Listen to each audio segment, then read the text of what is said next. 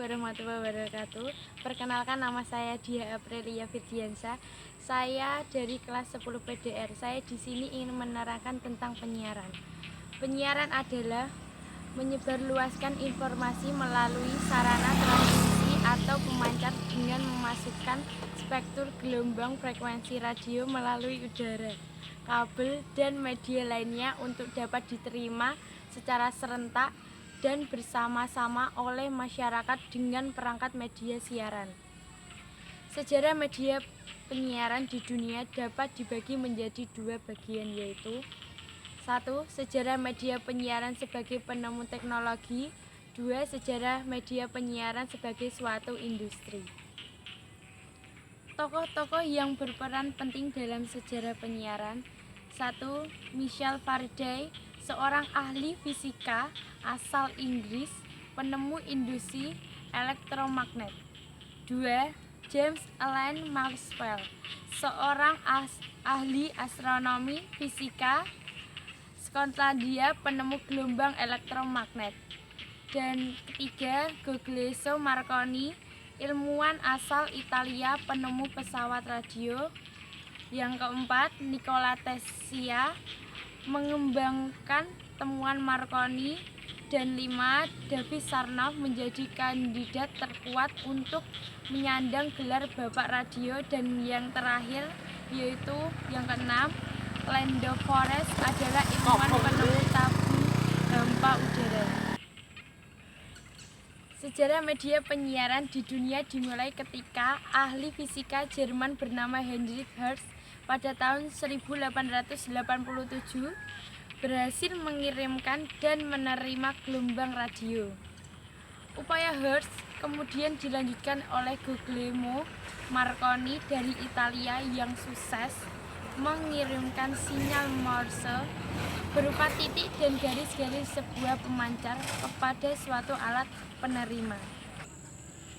Saya lanjutkan, yaitu tentang pesawat radio, yaitu yang pertama kali diciptakan, memiliki bentuk yang besar dan tidak menarik serta sulit digunakan karena menggunakan tenaga listrik dan baterai yang berukuran besar.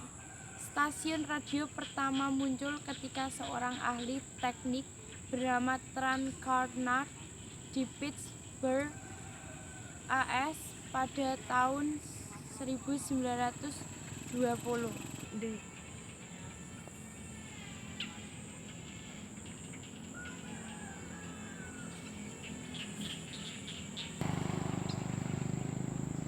Yang selanjutnya munculnya radio FM.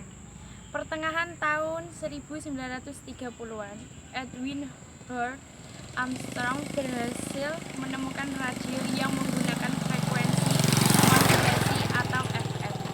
Radio penemu Armstrong berbeda dengan radio yang banyak di pasaran karena radio ini memiliki kualitas suara lebih bagus, jernih, dan bebas dari gangguan.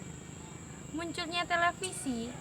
Prinsip televisi ditemukan oleh Paul Lulek Pau dari Jerman tahun 1884. Kemunculannya televisi pada awalnya dianggap biasa saja oleh masyarakat karena pesawat televisi ketika itu masih mahal dan belum banyak program tersedia.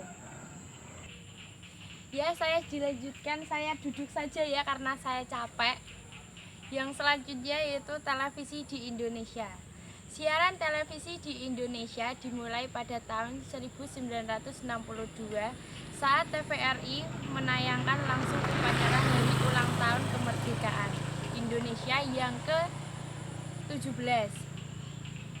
Pada tahun 1962.